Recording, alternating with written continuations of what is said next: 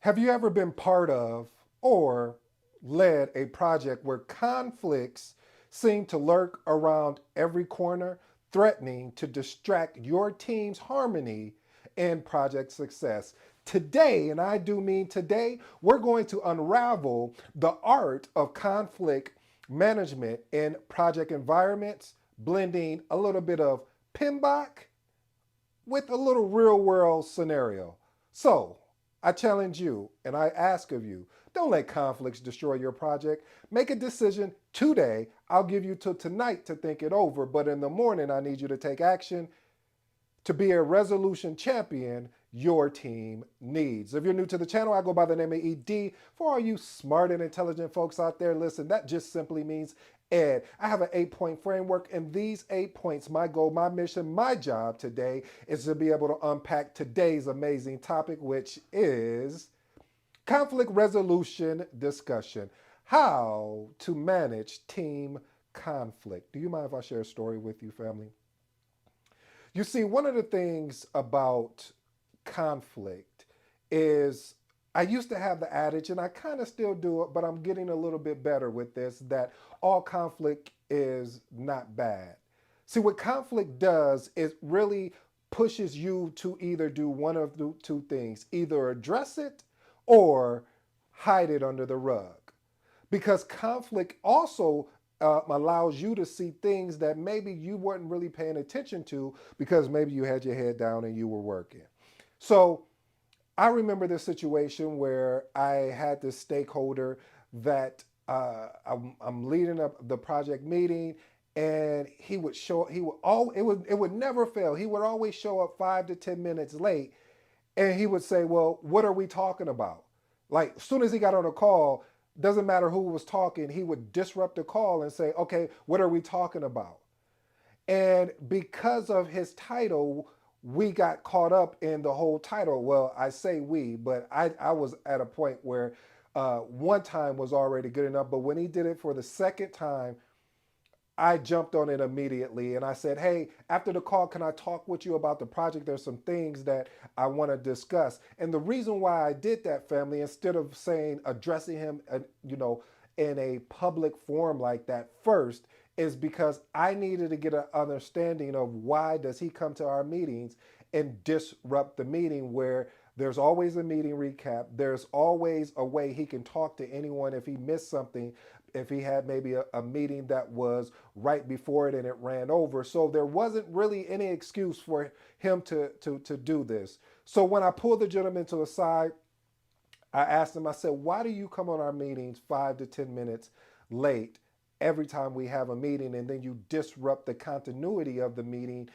as we're having a really good discussion?" He's like, "Oh, I'm so sorry. I didn't know that was a problem." He was like, "Sometimes my team doesn't keep me updated, so I want to make sure that I don't miss anything." Mm. You see, there was the problem right there. And again, family, in conflict, you have to, I mean, especially if you're the project manager or a coordinator, you have to leverage active listening to a level that you've never done active listening before. Because right then and there, he told me what the issue was, what was forcing him to respond and react the way that he did when he jumped on calls. This is a team thing, meaning his team is not giving him the information that he was expecting of them. So today, family, as we walk through these 8 points, I'm going to say there's no right answer that's going to fix any conflict, because you have to keep in mind it all depends on the people. The people has to have a open mind when you are going through a conflict resolution, or basically there is a conflict. Because if you don't have the opportunity to work with someone who has an open mind to talk about the conflict that they have with you, or you have with them, it truly would be useless. So I'm not going to shoot these theories and these various ways to resolve conflict, but I want to give you some tips if you ever run into conflict on your project, or you're the project coordinator and you're assisting the project manager or leading a project. What are some things you should probably, my recommendations of what you should do to address it? So let's get into what PMBOK talks about. So PMBOK has 5 conflict resolution techniques, and this is according to the PMBOK, and is withdraw and avoid. Now, the withdraw and avoid is useful in situations where conflict does not provide a path to a constructive outcome or when cooling off periods are needed. Then you have smooth and accommodate. This is basically more or less effective in maintaining team harmony and when issues at a hand is more important to the other party. Now you have compromise and reconcile, which this basically means this is really a quick temporary solution that's needed for both parties to agree on, but don't, so they won't give up in so many words. And then you have force and direct, where this can be required because maybe there was a lot of choices being made and it needs to be a really decisive response and an action that's going to require an unpopular decision among everyone. And number 5, which PMBOK definitely recommends that we leverage as project managers, project coordinators, program managers, etc., collaborate and problem solve. That's why I always tell you, family, one of the biggest things you want to learn in project management, if I had to pick 2, is communication and problem solving. There's many more, but again, collaborate and problem solve. This is the most encouraged approach according to PMBOK, aiming at a win-win solution by integrating various viewpoints. So I wanted to give you the PMBOK version of it. Now I'm going to give you some real life things of how I've addressed it, or I've watched other project managers or coordinators address it through my years of experience. So here's the first one. You need to identify and address potential stress points early.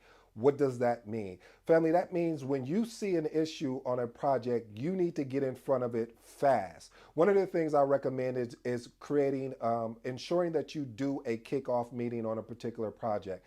Map out. One of the things I seen this one project manager do, and I give you a shout out on that because I definitely did model that from you. What I did was, especially if there's a project that you run, let's say that you run every year.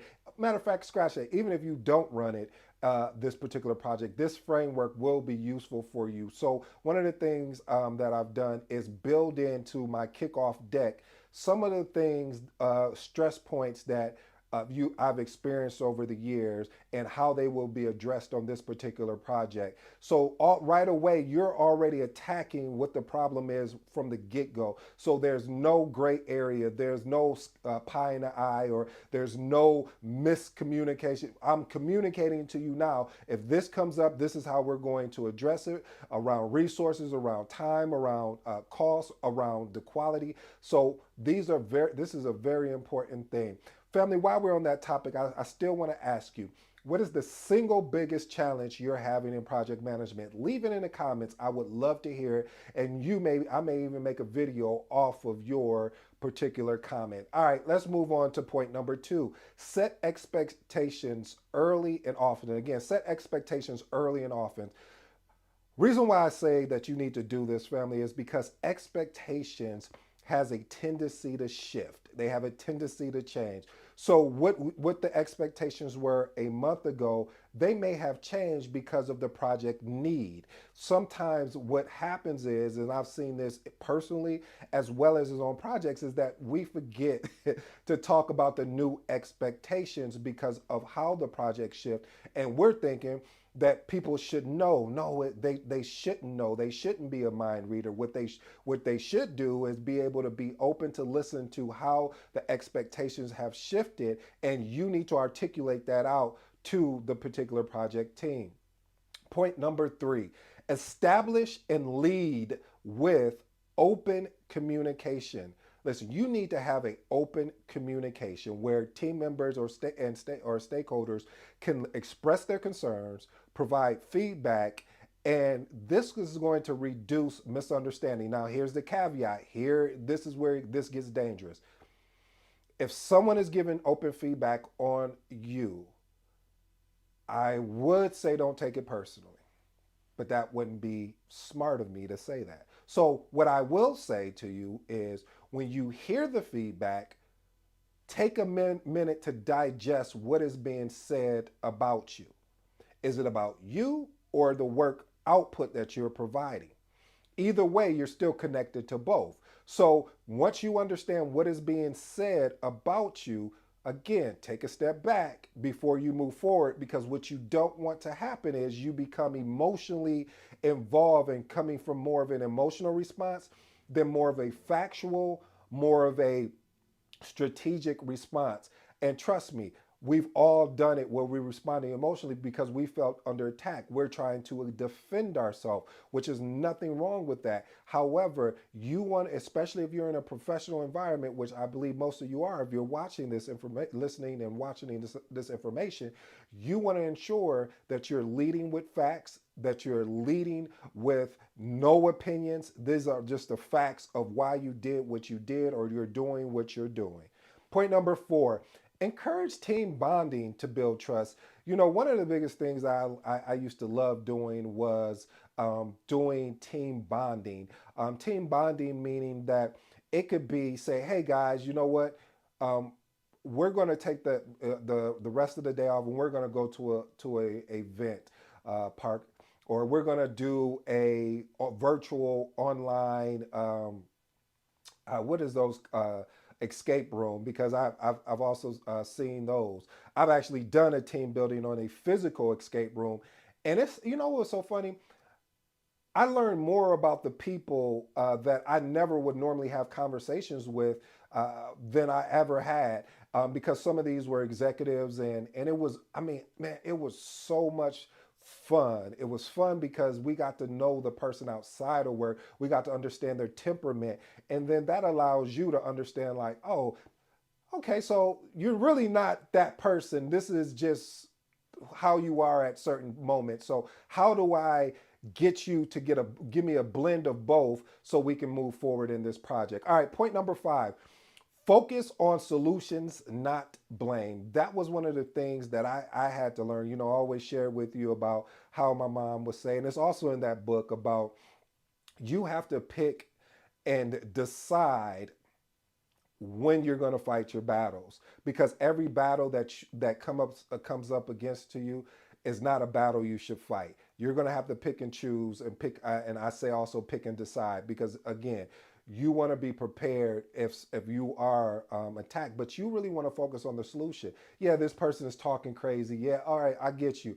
How do we resolve it? See, when you put somebody back on their feet, like, okay, well, how do we resolve it? Since you have all of these issues, all of these problems with me or with the team, how do you think we should resolve it? Now the ownership is back on them, and now they've spent so much time focusing on what the problem was, they didn't even have time to focus on what the solution is. So you want to lead with a more focus on solution than actually placing blame all the time or just in general, because it's not going to do either one of you no good, especially if you're on this project for a while. It's not even going to be worth it. Point number 6, recognize and reward collaborative behavior. Listen, recognizing and rewarding teamwork and through effective conflict resolution really truly reinforces positive behavior. It gives a chance, you have the opportunity to eliminate the toxicity in the work environment or the work space, meaning your project, because now individuals will see, oh, okay, so I'm rewarded, I'm appreciative of resolving conflict on a positive note, meaning that we are addressing what the issue is. I'm hearing the person's concerns, and then we're talking about a proposed solution. Point number 7, seek external mediation for unresolved conflicts. Listen, if you've done point 1 through 6 and there's nothing that you've been able to do, here's the final 2 that I truly believe is your next steps. And these steps here, unfortunately, can they may not turn out the way that you want them to turn out, because something is going to have to happen when you do point number 7, which is seek external mediation for unresolved conflicts. Listen, some conflicts are going to require external mediators to resolve, because they're going to have an impartial take on what is actually going on. If you two can't come together, you need to get someone that can step in. And this is sometimes also, I've also used this where it doesn't really have to be somebody that is with a mediator company or something of that nature. It could be somebody within the organization that doesn't have, as they say, doesn't have any skin in the game or a fight in this particular conflict that is going on. So they can look at it very impartially and say, hey, you know what? Ed, you was wrong there. I kind of agree with what John is saying. John does have a good point of the reason why he brought this to you. And you're like, okay, sounds good. So this really, again, it makes it easier to have the conflict discussion. All right, point number 8. After you've done everything 1 through 7, you're going to want to reflect and learn from every single conflict that you have. Why do I say every single conflict? Because after you get past the emotional aspect, the frustration aspect, the aspect of where you want to whoop some, okay, I'm sorry, I went a little too far with that. But the point I'm trying to make, family, is that you want to be able to look back and say, what did I learn? How could I have handled that better? Is there something that I could have done differently? What am I going to do if this happens to me again? These are ways that you can continue to get better. So when conflict happens, which is going to happen, I'm sorry, but it's going to happen, especially in a project. You need to be able to figure out what you've been through in order to move forward to address particular conflicts. Here's my bonus for you today, family.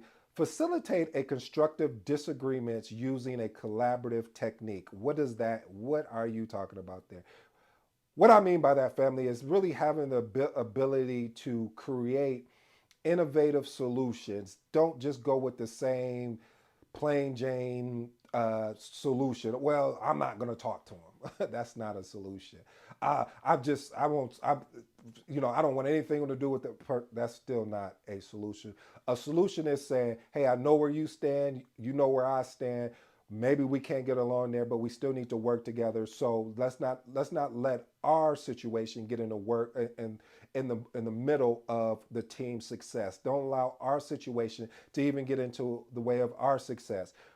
We just need to keep it professional. I'm not going to say anything negative about you. I ask the same thing. Here's my 3 closing remarks, family. First one, again, focus on solutions, not blame. That basically means, again, family, just shifting the focus from blame to a more solution promoted environment. Point number 2, identify and address potential stress points early. Just basically get in front of what the particular issue is. If you're starting to see an issue that's brewing, and it always starts off really small, and where somebody make a little offhand comment, and you like, okay, where did that come from?